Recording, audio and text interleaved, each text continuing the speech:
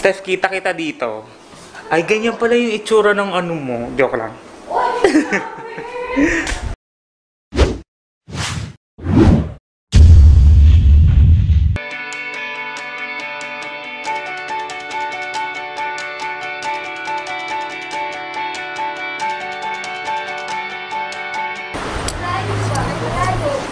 So ayun, kalalabas lang po namin sa Royal Regalia, yung museum ng memorabilia ng royal family, especially the Sultan. So ayun, free, kaya wala po tayong nilabas na pera doon. Medyo push siya. Ayan, nasa likod po natin. So ngayon pupunta kami sa pinakamalaking mosque dito sa Brunei.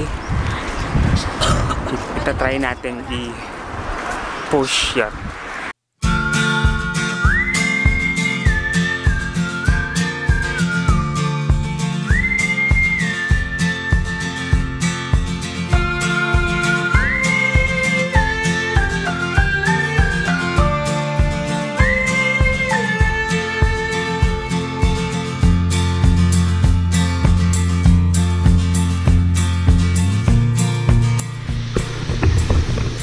So, nandito po tayo ngayon sa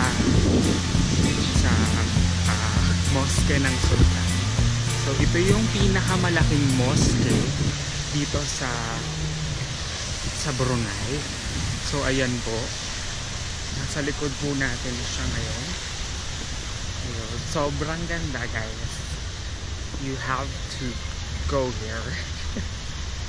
Ayun. Sobrang kakaiba. Ang sasyal, diba? Hindi ko lang medyo mapakita ng maayos yung buong mosque kasi sobrang laki. Ayan, tignan niyo po, nasa likod natin.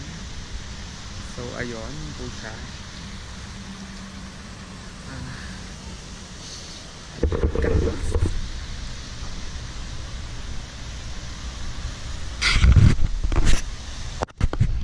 Next morning. Search pa-damage ulit ako. Ha? Pa-damage ako isa. Ayan tayo. Meron ka pa isa dyan. Wala na. Meron. Kaya ako Nayosi ko matinabi na. yan eh. Oo, nayosi ko na. Kaya naman pala eh. Kanina pa ako umaga-gising. Ano oras ka ako bumili? Wow! Kanina umaga pa daw siya gising. Ano oras kayo bumili ng napkin ni Steph? Sana bumili ka na din ng yosi. Saka yung tubig. Ay, wala pala dyang yosi. Hala ba yosi dun sana? May certain place lang ito. Diba? Si ano? Si James. Nasa CR. Friday uwi na tayo. Tapos, wala na bang pasok nun, diba? Ba't kasi kasi galing ka office? Hindi ka na... Actually, nag-uutos lang yun. Ayusin mo to. Tanggalin mo yung print F dyan.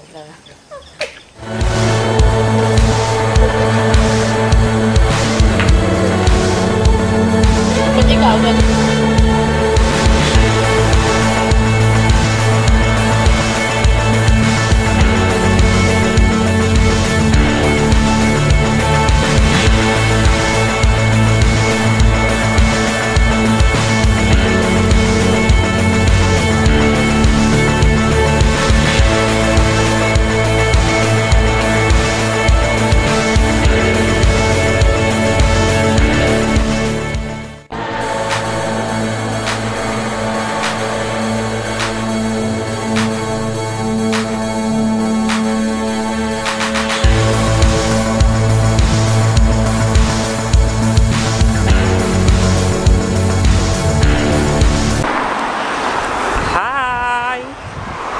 Nandito po kami ngayon sa bahay ng Sultan sa Brunei.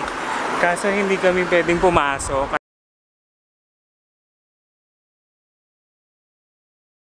Kaya ayun lang. Nandito lang kami sa may entrance. Tapos picture lang sa labas. Tsaka yan video. So ayun. Para lang meron po tayong proof. Nakapunta tayo sa may bahay ng Sultan. Ay, ito po. Ito po siya. Ayan po, nasa likod po natin, guys. Ayan, o. So, ayun. Medyo sana hindi tayo mahuli, no? Nag-video tayo. Picture muna kami mamaya.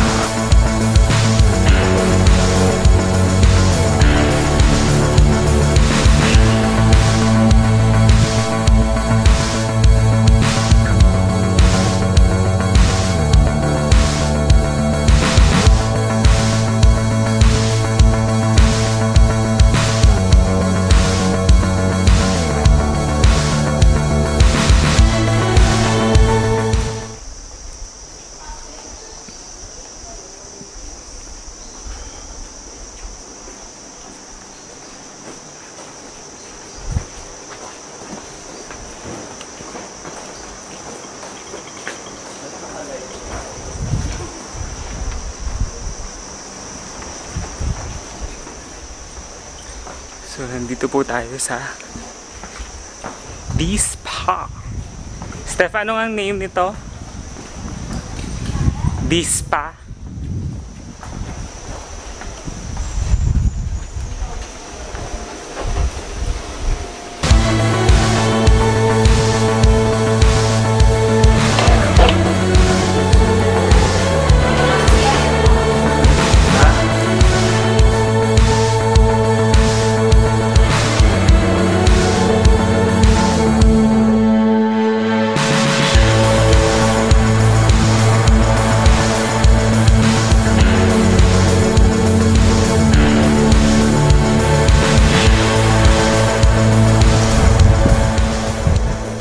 So, ayun, nandito pa rin kami sa Mangrove Paradise Resort. Ito po, ayan.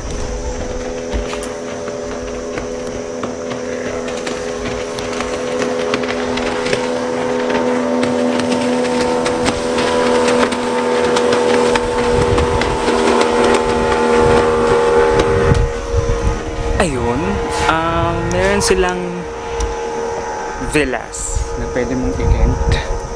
So, sabi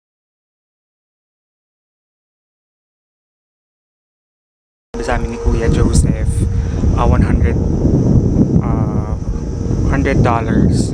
approximately $100 per night yung bayad niya. So, yun. Actually, yung pagpunta dito is free. Pagpasok dito. So, medyo maganda din naman yung view. Medyo makit kami ng bundok. Tapos, ayun. Yan. Ngayon, kumukuha lang ako ng time-lapse. Para medyo meron tayong mga arte-arteng malalagay sa ating vlog. So, ayun. Parang nasa likod natin. Ginagawa siyang tulay.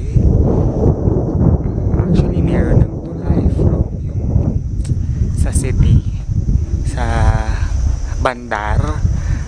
Sabi ni Kuya Joseph, papunta siya ng yung medyo malayong part ng Brunei, para dun sa part na pwede tayong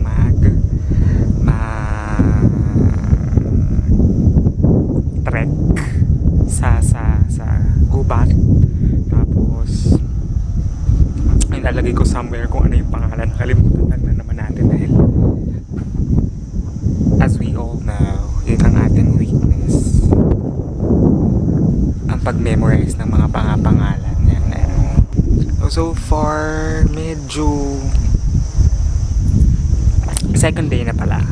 So second day na namin, medyo hindi pagod na.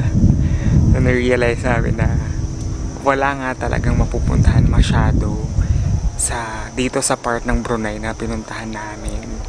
So yung medyo madami tayong mapupuntahan is yung sa doon nga, yung kung saan papunta yung tulay na ginagawa nila. So from here going there, parang it will take us 7 hours.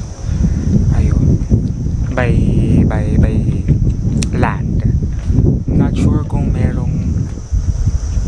merong ferry papunta doon. Pero if we decided to go back, doon siguro yung pupuntahan natin next. And then pwede rin tayong mag-cross ng border since katabi lang niya yung Malaysia. So Kota Kinabalu. From here by land, almost one day din yung biyahe. Pero yung pinakamalapit na Malaysian territory or mapupuntahan is 30 minutes away. Yung border yung Malaysia na. So ayun, since medyo hindi tayo nakapag-plan na maayos, dito lang muna tayo. Then we'll try to go back in the future. Siyempre, so yun nga, medyo mahirap din kasi mag-commute at gumala sa dito sa Brunei kapag wala kang sariling sasakyan. Dahil wala din bus, konti lang, taxi mahal, train wala silang train. Ayun, so sasakyan lang talaga. So ngayon parang